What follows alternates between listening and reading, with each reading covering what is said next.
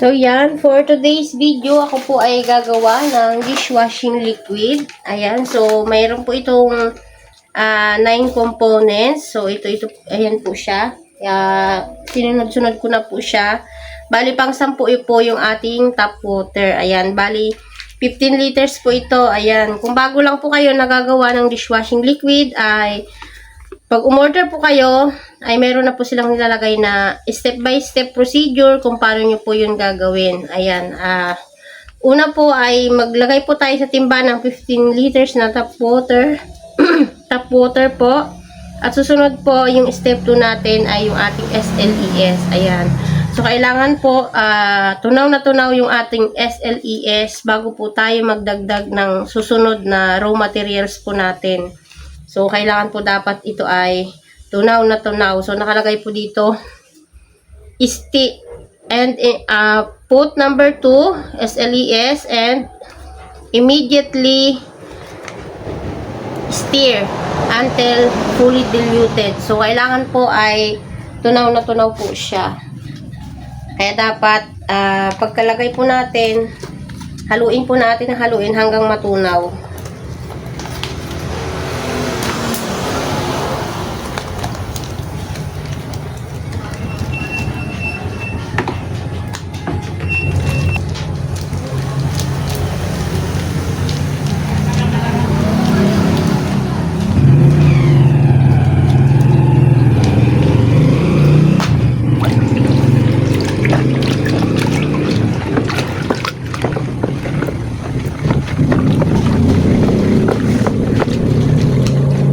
Maganda po pag one direction lang po yung ating paghahalo, guys.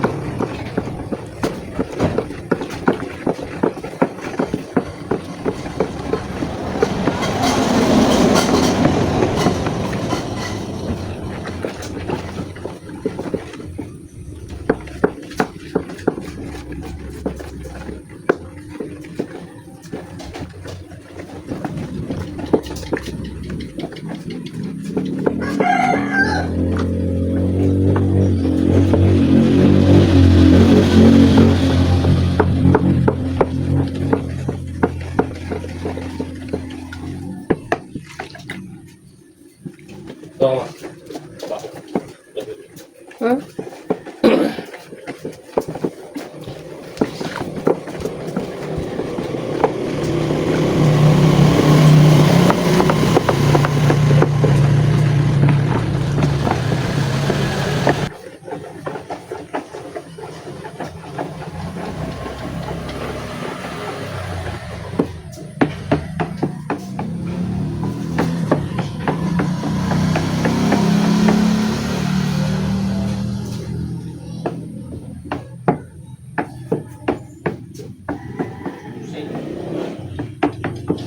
Ano susi?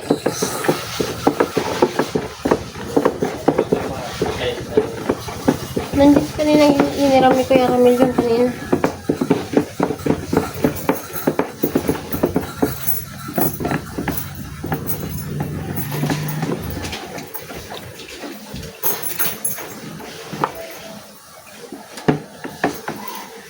Yan guys, kapakapain lang po natin ng ating panghalo sa ilalim. Pag may dumidikit pa po, ibig sabihin po nun, meron pa po siyang buo. So, haluin lang po ulit natin. Kailangan po kasi dito ay tunaw na tunaw po talaga yung ating SLES po. Kasi po, pagka buo-buo po yun, makikita po natin sa ating mixture. Pag natapos na po natin, meron pong buo-buo. Ano po natin yun siya. Talagang hindi siya matutunaw ng ayos. Kaya dapat po, bago natin siya haluan ng iba, make sure po natin na buo, ano po na siya. Tunaw na po siya.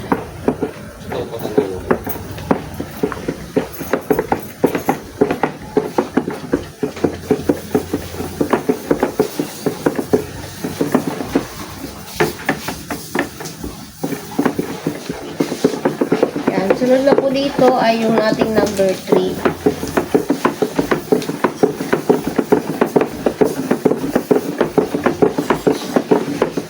Coloring po ito.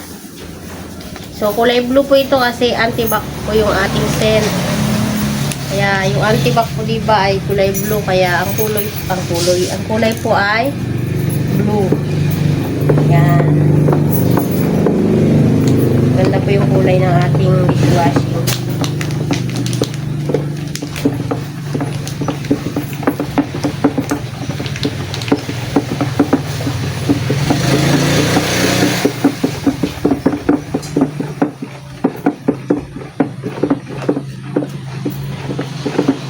Next po, number 4 natin, EDTA. So, kada lagay po natin ng ating raw materials ay kailangan lang po natin na tunawin siyang mabuti. Yan. So, ito po EDTA.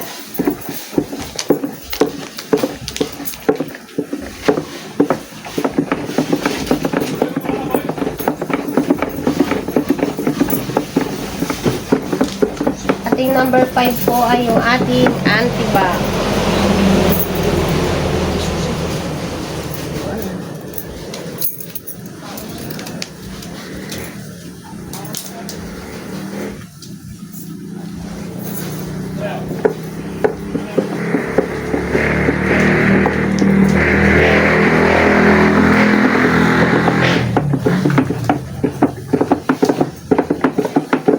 Sunod po yung ating number 6, yung ating thickener o yung pampakapal, pampalapot ng ating mixture. Ayan. Ito po, habang nilalagay nyo, mararamdaman nyo ay bumibigat yung inyong hinahalo. Ibig sabihin po ay lumalapot na po siya.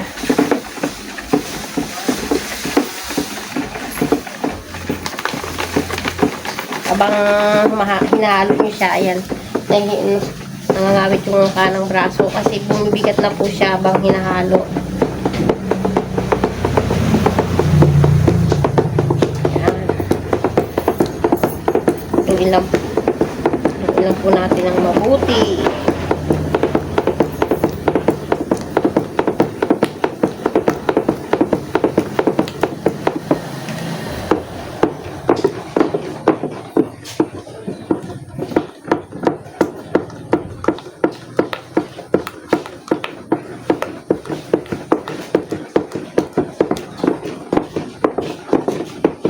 Mabigat na siya guys. So, kung mapapansin nyo, malapot na siya. So, kasunod po nito, yung atin na pong scent or yung ating pampabango. Para mag-amoy antibac siya. Yan. So, lalagyan po natin ng scent. Kadali lang po ito guys. Nakakangawit lang talaga sa kamay kasi halo ka ng halo. Yan. Nabango na siya guys. Amoy antibac na siya. Parang amoy ano na siya. Amoy fabric conditioner na siya guys. Bango na.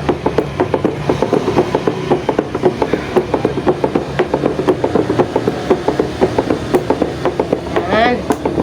So after po ng ating scent, yung number 8 po natin, ayan. Preservatives po ito guys. Yan, lagay na po natin yung ating preservatives. Yan, number 8.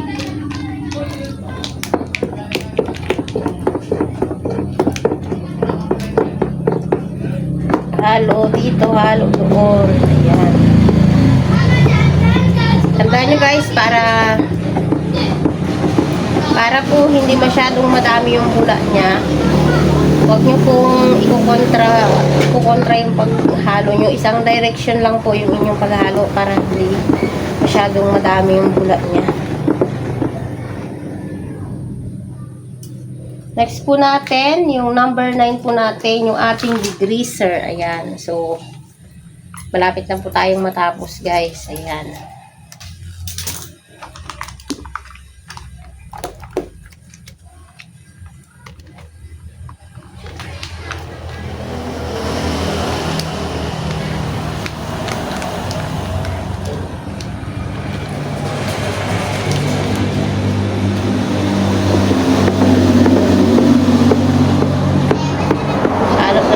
Guys, lutuin natin ang mabuti.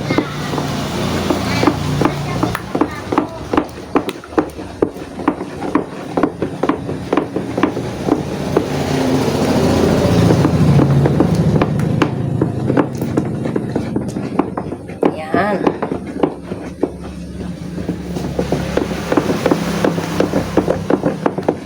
Ay, masakit sa braso. At ang ating pinakahuli guys ay yung ating liquid thickener. Ayan. O, yung ating foam booster. Ayan. Mas lalong magpapalapot po yan guys. At magpapakapal ng ating ano.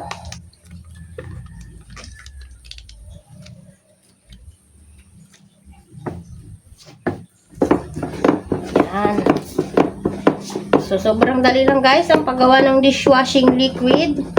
So, kailangan lang po ay matatag ang inyong mga braso sa paghahalo.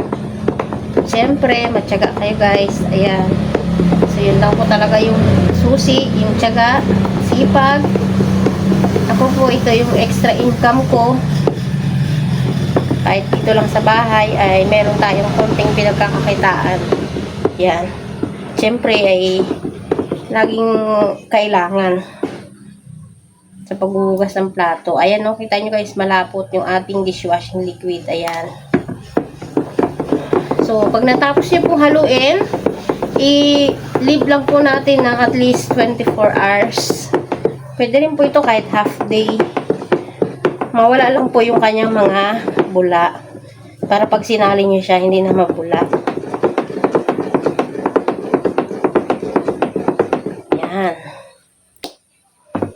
So, meron na po tayong antibac dishwashing liquid. Yan. Thanks for watching, guys. Ayan.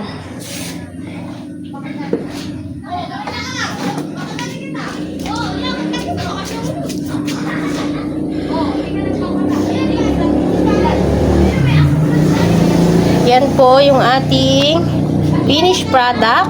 Yan. Antibac dishwashing liquid. Yan.